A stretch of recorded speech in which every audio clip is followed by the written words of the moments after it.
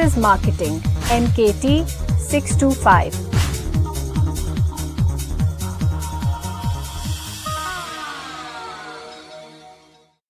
Assalamu alaikum Khawateen Hazrat. This is Wasim Ahsan, your instructor for the course on Services Marketing MKT 625 at the Virtual University of Pakistan. I welcome you to lecture number 6. In the previous lecture, I was talking about classification of services, and you will recall that I was talking about different levels in relation to various characteristics, meaning the 4 fundamental characteristics of services. The reason we need to go into classification is that we need to have a better insight into the level of characteristics as they present themselves for different services. One service may be more intangible, the other could be more inseparable, and so on and so forth. And therefore, we need to classify services in order to arrive at just about the correct combination of the presence of those characteristics. We learned the first 4 the very important ones, not that the remaining ones are not important, but the ones that we have already learned are nature of organization, nature of service, then customer relationship, and the nature of demand. We are left with 2 more, which are the service package and the delivery method. Let us look into these 2 one by one in order to arrive at a complete understanding as to how we should be coming up with the right marketing framework given various characteristics of services. What is a service package? It is something very common, and even a layperson can understand what a package is. Package basically is a combination of more than one product. It could be a combination of one service and one tangible good, or it could be a combination of services and goods, or it could also be just services. What is important here is that it has to have an attractive side, both for the company and for the customers. It is promotional in nature. It works basically for the benefit of the customers, but then at the same time, the company has got to make sure it does not run counter to the purpose and the objectives of the company. In other words, the level of profitability must not be compromised to a level which may make the whole financials unattractive. Coming back to the customer, the customers must get something extra, and let me give you one example of what that extra could be. This extra basically has got to be against the standard package. The fact is that many companies of services are offering packages nowadays, and therefore the package that we are talking about here has to be the one which carries something extra. A tour operator offering you complete transportation services in Saudi Arabia while you are there to perform Umrah or Hajj, making the package totally comprehensive. Conversely, the tour operator who is not offering you land transportation in Saudi Arabia and therefore putting himself at a competitive disadvantage. Let us talk about another example which is very contemporary nowadays. Mobile telephone companies offering packages consisting of not just voice and text, but also the multimedia services and download of emails to a certain extent. Now, if this happens to be the standard of the market, then the company has got to give something extra, which really can attract the customer.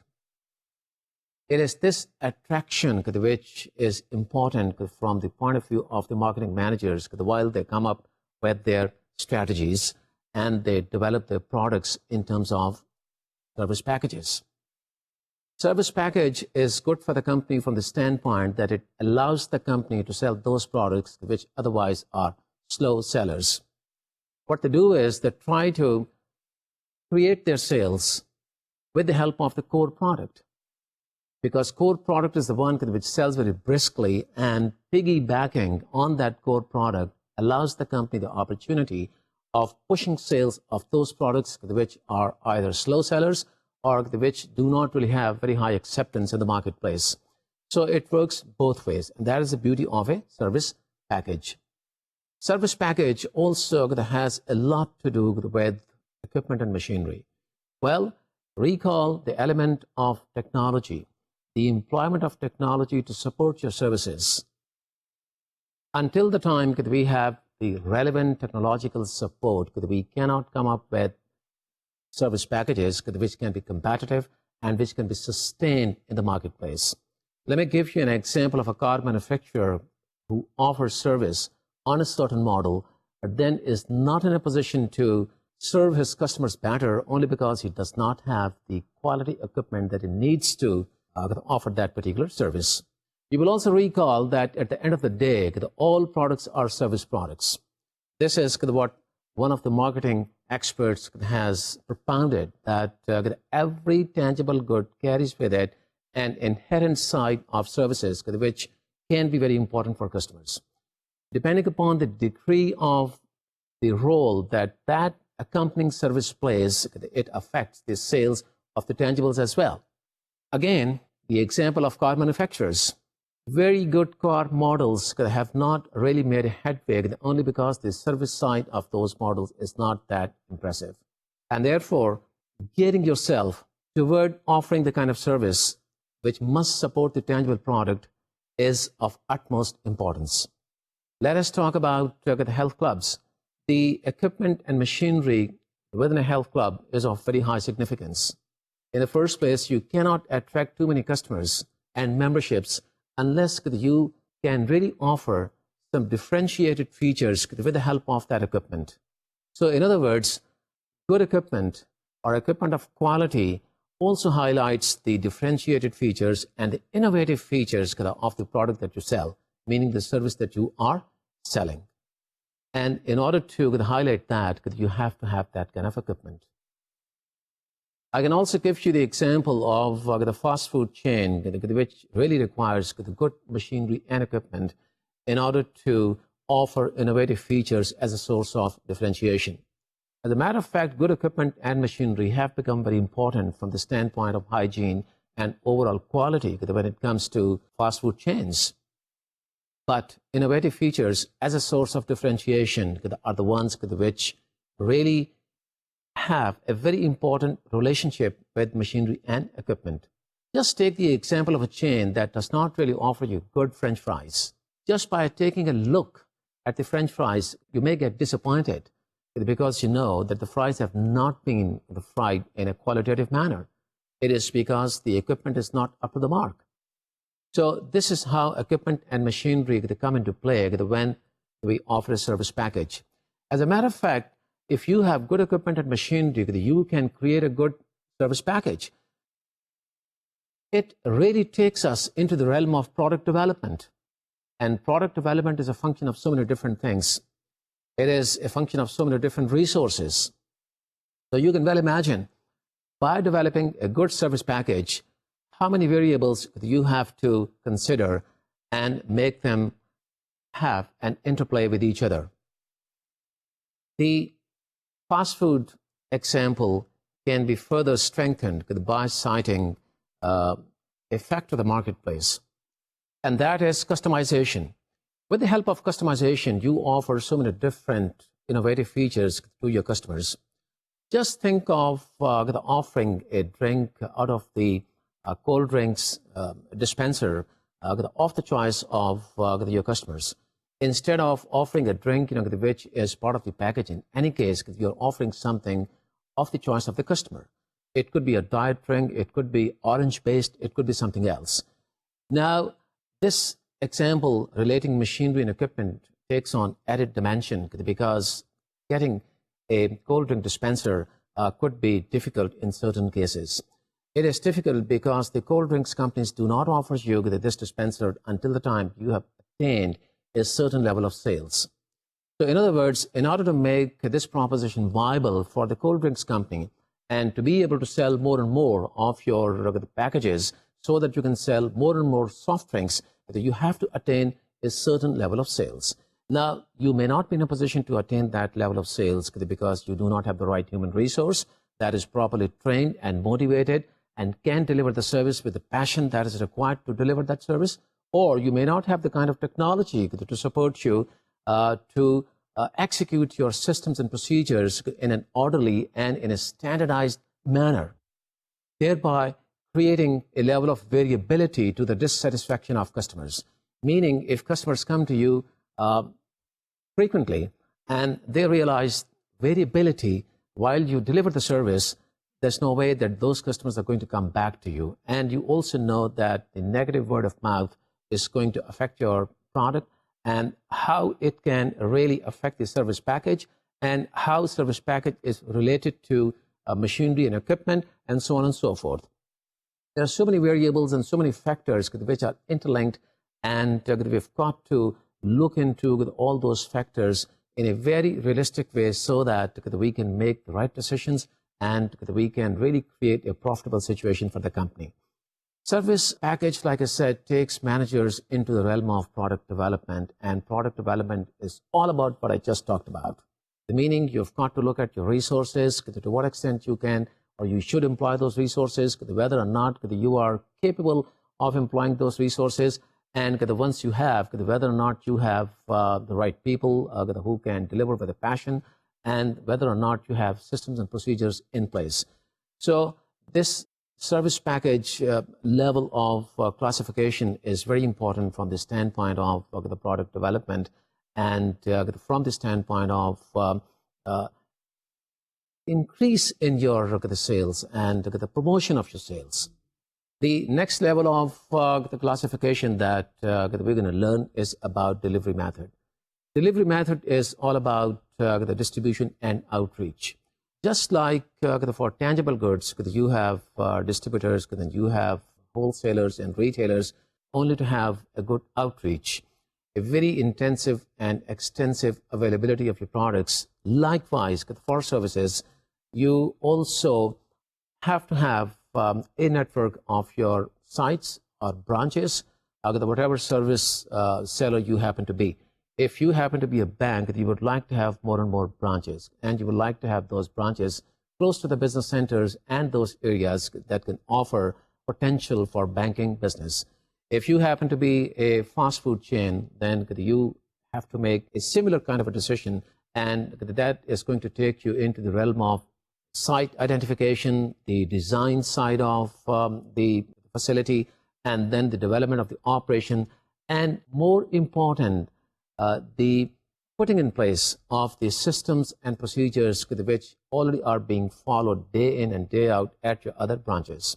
May that be a bank, or may that be a courier service, or may that be an insurance company office.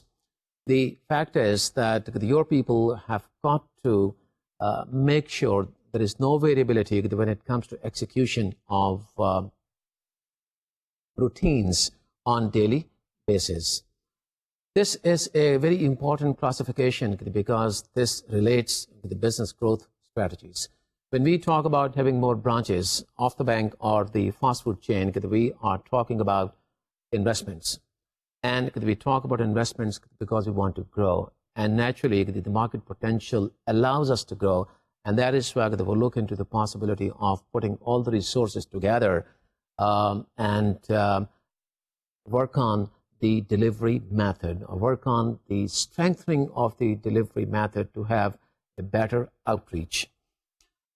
A very important classification, especially from the standpoint of top management, and it is the middle management and the low management that really have to make it possible by way of maintaining your revenues and a consistent level of profitability to enable the top management to make a decision about strengthening the outreach. This completes the levels of classification, and in order to summarize what these classifications do with the service products, let me give you a summary by way of talking about the strategic implications of the levels of classification. Area of the classifications of services is very strategic in nature because, as you have seen, it leads us to devise certain strategies. And we cannot really devise realistic strategies until the time we have classified our services, and we have classified our services in relation to the characteristics as they present themselves for the service that we are selling. The strategic implications are extremely important to understand. And I would again say that it is not just important to remember what are the levels of the service classifications. What is more important is the strategic implications of these levels as to how different situations are going to present us with different kinds of challenges in terms of strategy formulation. So let us start talking about these the levels one by one all over again in terms of their strategic implications. You will recall that the first level is about the nature of organization. The nature of organization is a setup of people which is woven around the purpose of the organization. We are very clear about the purpose, and we know the kind of setup that we should have, and once we have developed that setup, we can easily have a very clear vision for the company. So this is a very important strategic side, that we can develop the vision. Vision is not something which is a God-given gift to a certain individual. Vision is attention to details. It is all about where you stand today as a company and where you want to reach. In other words, what is the destination? So in order for you to reach from here to there, you've got to understand all the steps involved, and you've got to look into different phases that you have to pass through, and you have to devise your strategies accordingly. Now, if you have a clear vision, what can happen is, or what really will happen is, you can translate that vision into the mission of the company. And as you know very well, the mission gets translated into goals and objectives. And you will recall that the purpose of an organization is to work for the goals and objectives of the organization. And the purpose could be defined in so many different ways, but the structure basically is geared toward achieving all that. So it is very, very strategic in nature. The nature of organization very strategically also enables us to determine the strengths and weaknesses of the organization. Lets us know what are the limitations. It lets us know what are the strengths, and whether or not we are in a position to develop a new service, and whether or not we are in a position to add certain new innovative features to an existing service. If we really can do that, good for the organization. If we cannot do that, then we've got to be realistic. And as a matter of strategy, we've got to be very circumspect, meaning that we've got to take a very practical stance and may hold ourselves by not taking a step in the wrong direction. The nature of the organization could also gives us confidence, or the lack of it, if we have the right people. I mean, let's talk about the optimistic side of the nature of the organization. It really gives us confidence that we have the right people who are rightly trained and who are fully motivated to deliver the service with an operational excellence that is second to none. And looking at all these implications, I think we can easily assume that nature of the organization is probably the most important level of the classification of services. It is not only important from the standpoint of developing the structure and then having the vision and mission, and then having those translated into goals and objectives. It is very important because it really comes into play when we are considering other levels of classification, the nature of service and the level of demand and so on and so forth. And I would be proving to you with the help of examples as and when I talk about all those factors, that nature of organization is the fundamental factor, the most important for any organization to be able to achieve its objectives. We are talking about the nature of the organization and the structure from a typical standpoint of the services marketing. And we are trying to understand it from the standpoint of the four fundamental characteristics that present themselves in varying degrees in relation to various services. And therefore, we've got to keep our focus on an organization which is dealing with services. So many examples that I've talked about in relation to the courier services and fast food services and banks and so on and so forth will substantiate what I've talked about. And if you happen to be a professional manager already, you will know what I'm talking about. Let us now talk about the implications of the next level of the services, which is the nature of service. Another extremely important level of service, and the implications are again extremely strategic in nature, because nature of service is something that really lets us know the purpose of the product. that we have developed or are in the process of developing.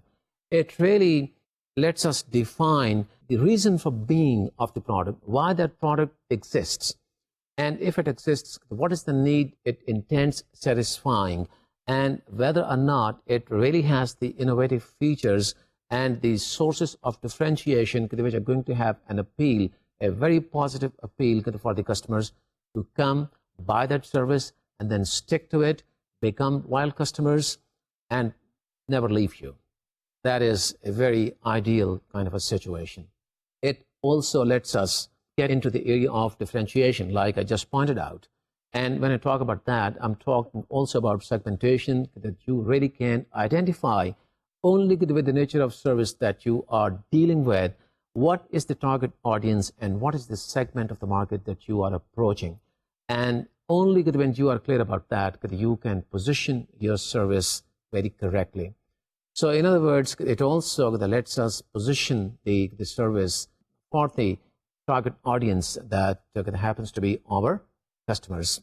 It also takes us into the area of efficiency and productivity. How and why? Well, I did talk about that. It is the nature of service which lays the ground for the operations that you are going to put together and then execute. And it is the nature of service which is going to define how complex the operations are or how simple the operations are. The point here is that we've got to look into the area of costs so that costs remain controlled and we do not get into operations that result in inefficiency and very low productivity. You will recall that the area of services is not as efficient by and large as the area of manufacturing is. And it is because of the people factor that most of the things are executed by people, and the level of technology employed into services can play its role only up to a certain extent. It cannot play the role the way it plays on an assembly line, and I think that explains the situation the way I want to explain. So what I'm talking about is that we as a company have got to strive to achieve very high level of operational excellence, and we have to offer our services with a distinctive skills which are second to none. And we can do that only if we understand our service accurately. Now, when I say that, it doesn't mean that we have some fundamental kind of misunderstanding about the way a service looks like or the way you see a service is going to be offered. It is basically miscalculation and misunderstanding on part of the managers, by and large, about the resource capability that they have at their disposal. I would try to express myself by giving an example to further elucidate this point. Again, let's go back to a fast food chain that is wanting to add an added feature to its the delivery service. As you know, customization plays a great role in a fast food chain, and customization can also take place by way of customers placing orders for home delivery or just taking the food away and so on and so forth. So let us take a look at customization from the standpoint of a restaurant that really wants to deliver food at customer's place. May that be a house or may that be an office. The more important thing is whether or not the company has the capability. Everybody likes to get into added features and sources of differentiation which can set them apart from the rest of the crowd. But those who succeed are the ones who are very pragmatic about the resource capability that they have at their disposal. So getting back to this company that is wanting to do something which everyone does, by the way, but I'm talking about this example just to make things simple for you. Here is a company that wants to get into direct delivery because they think they really can add to the sales that they are making through the restaurant. And with the supplement of this direct delivery to their homes or to their offices, they can add to their revenues and therefore to their profitability. Not realizing that they are limited to see in terms of the resource, that do not have the right people who are trained enough to deliver the goods within a time frame which the restaurant might like to claim or which the restaurant claims. So what happens is that at the end of the day, you have disgruntled and dissatisfied customers. And nothing could be worse than having disgruntled and dissatisfied customers who, by negative word of mouth, can really damage your product. So here's what is happening is that your service is not up to the mark, and the tangible side of the service, which is food, is also getting affected, and in turn, your brand is getting hurt. Point to mention here is, do not lose sight of the resource capability, and you have to get into that side of operations which you can really handle with the strengths that you have. And it is the nature of service that takes us into that strategic area. Another very important strategic area where nature of service takes us, and that is training. You will recall that there has been a lot of emphasis on training people because we are dealing with people in services, and we have to have the right people so that we have the right setup, we have the right organization structure, and so that we are in a position to achieve our goals and objectives. And we need to train them. Only well-trained people are going to deliver the way company envisages to deliver its services. And only the well-trained people are going to be motivated people because they know that a lot of investment has gone into training and development when it comes to delivering services. And this area, or this classification of nature of service, takes us into the realm of training, whereby we can identify the kind of training programs that we should be initiating. Whether we need to have training programs for top management or middle management or low management, or workers who are below the low management and perform the link pin function. We therefore can pinpoint the need for training. And you will also recall in decentralized organizations which are more sophisticated than the ones that are centralized, sophisticated in the sense that they're dealing with complex systems and procedures, and they have highly paid and highly qualified staff members like the market research companies or scientific research companies or medical diagnostics and services like that. We need to have different kinds and levels of training programs, whereas for organizations which are centralized only because they happen to execute systems and procedures in a very standardized manner day in and day out, we need to have training programs for low management and even down below. So we have looked into the strategic implications that present themselves when we study the area of the nature of the service. That takes us on to the next area, which is the customer relationship. This is again a very important area because it basically deals with human resources and accentuates again the training programs. We need to have relationships with our customers, and depending upon how formalized the relationship is, we decide the kind of training programs that we need to have. Because the idea here is to train our people to be able to understand their customers' needs and going to have a better exposure to the kinds of industries they are dealing with. And it is possible only with the help of the training program. An example could be a seminar or a training program on supply chain management offered to bankers. The supply chain management in relation to the services, the goods, or in relation to tangible goods. This is just one example. So customer relationship also leads to certain implications which are very strategic in nature, and we just cannot afford to lose sight of those. The next area, which is a very exciting area, is the nature of demand, about which I think quite at length in the previous lecture. And this takes us into the realm of pricing and promotions and communication campaigns, because we are dealing with different levels of demand. You will recall that we are dealing with different scenarios. The one could be where we have excess capacity, and one could be where we do not have capacity and we are oversold. So whatever is the situation, we have to develop an equilibrium between different demand periods in order to be able to offset the losses that could present themselves when we are not making this kind of adjustment. So in other words, if we get into a lean period and we cannot generate demand in that lean period, we're running into loss situation. And that also is going to eat into the profitability that you already going to have achieved during your peak period.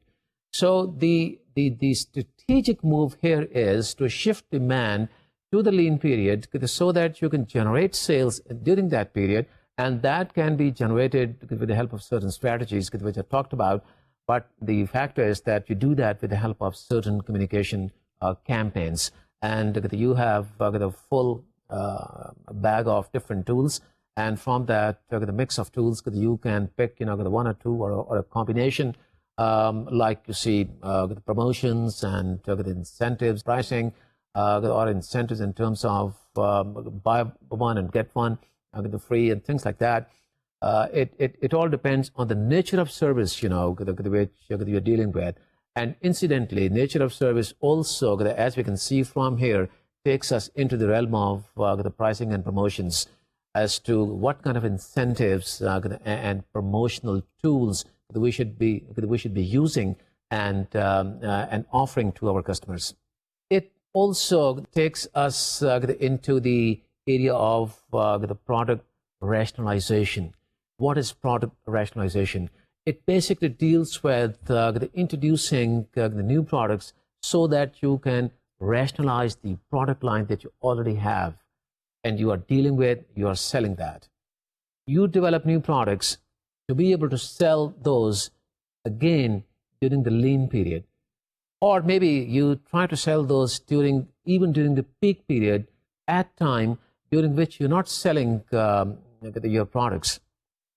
And I would try to take you back to the fact that demand for services is temporal, meaning it relates to one particular the point in time. It may shift and variate on hourly basis or daily basis. And I gave you the example of a coffee shop that does roaring business during lunch hour. So it is very temporal.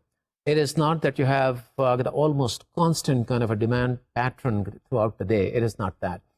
So what you do is, with the help of these new products that you develop, you rationalize the product line, and you also optimize your resources by creating that equilibrium or the adjustment between demand levels during different periods.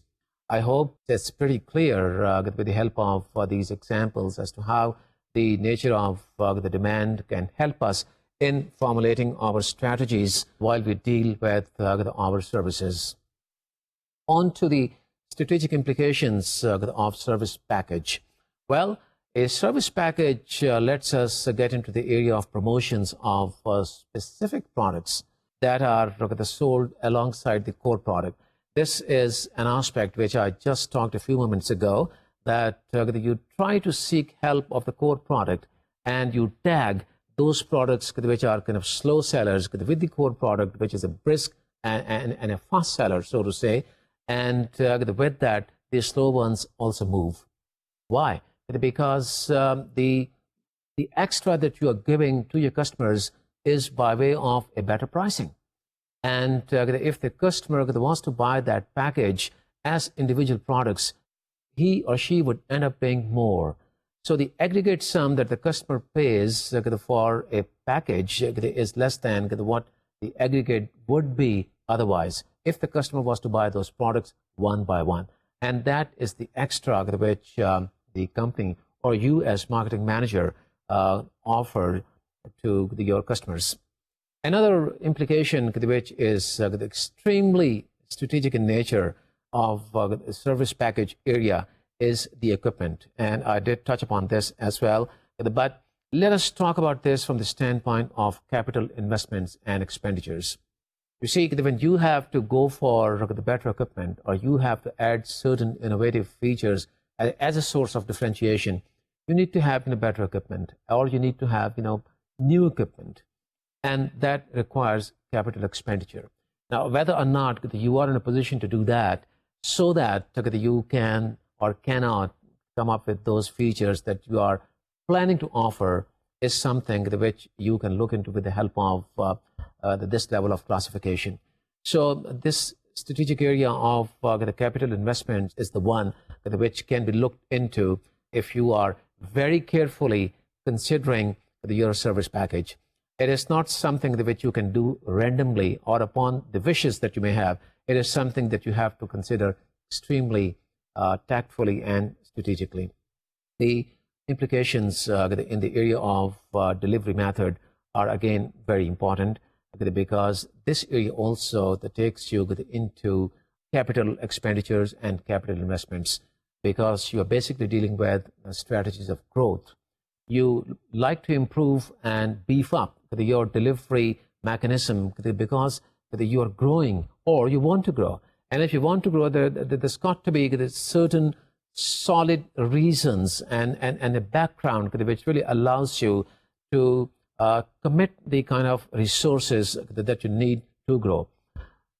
The fact remains that the delivery method is an area, the study of which takes us into the realm of investment decisions.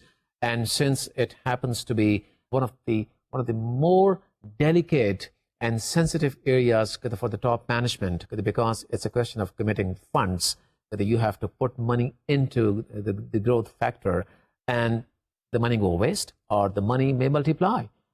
You have to make sure that the money multiplies. And in order for you to make sure that the money multiplies, you have to be realistic, and you have to get into a delivery mechanism which really suits the nature of the service. So you have seen that all the levels of classification of services are interrelated, and they have strategic implications in one or more than one area. And there are certain overlaps. And it has to be that way, because until the time we see these overlaps in terms of development of the human resource or training programs or investment decisions or creating new features for your existing products or creating new products with some differentiated features, there's no way that you can work as a coherent team. And whether you happen to be a centralized structure or a decentralized structure, which is dealing with the daily routines, overplay of all these activities and all these classifications has to present itself. And it is these elements and factors that really give services a very unique the character of inseparability, the character of variability, for which you need training programs, for which you need to have people who are fully trained and work collectively in such a coordinated way that there are no variations. So having talked about the strategic implications, we can say that overall classification of services lets you develop the right products, position them correctly, price them smartly, and distribute them effectively with operational excellence at optimal costs and decent profitability. This is not a textbook definition. It is just a summarized form of the lecture that I've delivered today and the ones that I've been delivering in the past. You have to look into all these terminologies and all these the factors very carefully, and then you will know what I've been talking about. You develop the right products by looking into your resource capability, and you develop the right nature of the product. And to develop the right nature of the product, you have to have the right setup. And then you position the product because you know the target market that you are trying to approach. And then you price your products very smartly so that people are attracted to that product. Now, pricing smart doesn't really mean that you undersell your product. It means that you've got to relate the pricing features with the kind of differentiation that you are offering, and the level of perception which you can arouse on part of the customer in terms of positioning. Meaning, how does the customer take your product when it comes to giving your product a position in his or her mind? If the customer can really position the product in their mind the way you envisage, then you are successful, and you have priced the product very smartly. If it is otherwise, you have some problems. You have to distribute your services according to the resource capability again, and you've got to make decisions as to how intensive or how extensive you should be given the nature of your service. And then, whatever service you are selling, you've got to achieve operational excellence. And that is the ultimate test of your quality You've got to excel. And when I say you've got to excel, it is not just the encounter that takes place between the service seller, meaning the provider, and the customer, or the interaction that takes place. Very important. Those factors are, no question. But then at the same time, you've got to keep the costs very low. And costs, you see, are a function of not just that interaction. The costs are a function of so many other factors, which also takes into account whatever is happening on the production side, meaning operation side, or whatever is happening in terms of the supply chain, whatever is happening in terms of the investment expenditures and, in investment decisions and the capital expenditures. So you've got to look into all these areas, and this is, I would say, a very realistic kind of a summary of whatever we have learned by now. And a few words relating, the commercial side of any organization. Do not forget that even a service organization is a commercial organization, and the purpose of any commercial organization is basically not only to satisfy the needs of their customers, it also is to make profits at the end of the day. And therefore, when I talk about operational excellence, you've got to keep your costs low so that you have better contribution margins that can lead to better profitability.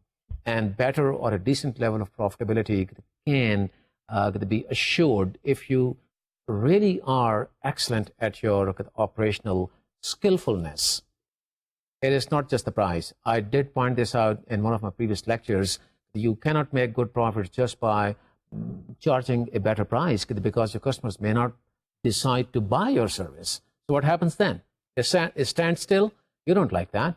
So it is the cost side which you've got to control.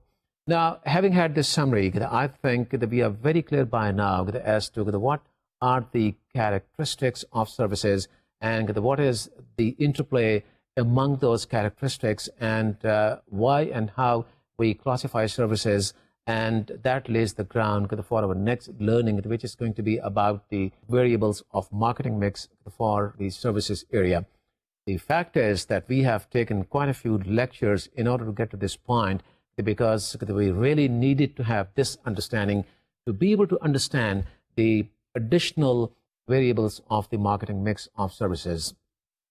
So in other words, we can say, if this is what classification of services does, or if this is what it lets us do, then what is the difference between services marketing and marketing of tangible goods? Well, I would say there are a lot of similarities. Well, if there are a lot of similarities, what are the dissimilarities?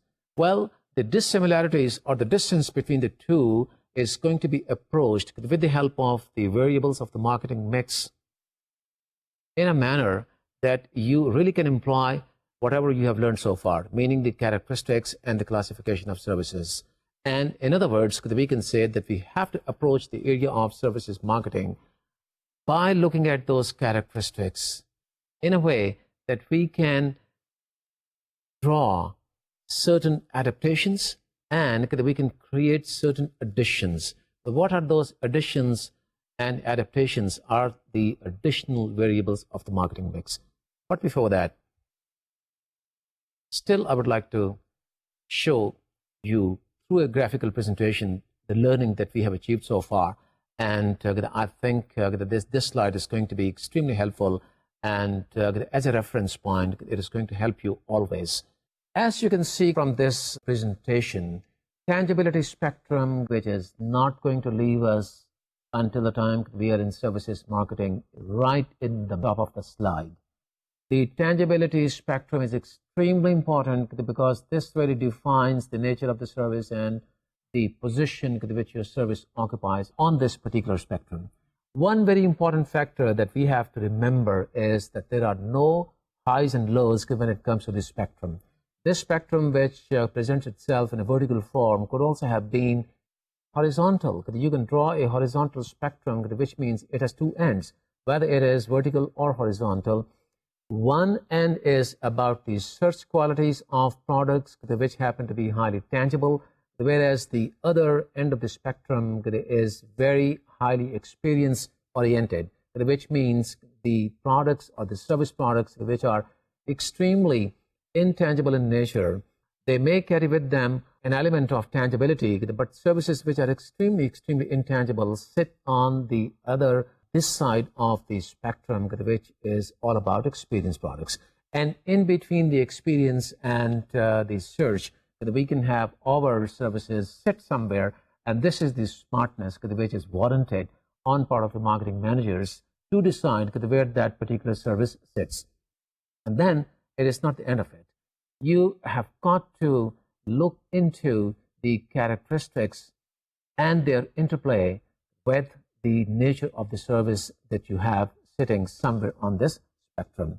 And experts say that in order to be able to understand these characteristics better and to be more insightful, we've got to classify these characteristics. In other words, we have to classify our services, and therefore this takes us onto the classification side, which you can see from this slide is right under this beautiful green arrow. And there are 6 classifications that we talked about in this lecture and also in the previous one, and those are the organization, the service, customer relations, level of demand, service package, delivery method, and these are the ones which lead to the marketing mix. And we can now start talking about the variables of the marketing mix for services marketing. Having said that, I can make a statement which basically stems from the textbooks that classification scheme makes it apparent that the traditional 4 P's of marketing are not adequate in order to deal with services marketing.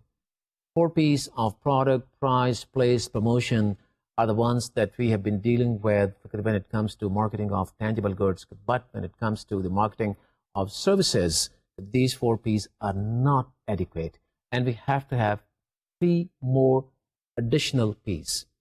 And with those 3 additional P's, we are all set to take into consideration the additions and the adaptations for which we have strived so hard to develop our understanding about the characteristics of services and the tangibility spectrum and so on and so forth. What are these 3 P's? Let me tell you, these sound very simple. Maybe you already know that, but in order to have a better understanding of how these 3 are going to play their role when it comes to effective the marketing of services, we've got to understand these very methodically. And these are people, physical evidence, and processes. So instead of 4 P's, we shall be talking much more in detail in the next lecture because we are short of time today. Let me talk very briefly about the very first additional P, which is the people. The people are extremely important in services marketing because the processes are people-oriented. And people are defined as all those actors who are part of the service scape, meaning who are a part of the whole chain of activities which is designed toward delivery of the service that you are selling. Of these people, of course, the providers take the driver's seat, and they're going to happen to be the most significant because providers are the ones who offer you the service. They are the ones with whom you interact and come into touch with, and they are the people who solve your problems. They offer you solutions, and therefore the people factor as part of the variables of marketing mix is extremely important because it is people, and the people are the ones who offer solutions to customers. These people have got to be very special people, and when I say that, what I really mean is that they've got to be the right people who are rightly trained, and they've got to be the people who are well-groomed with very good appearance.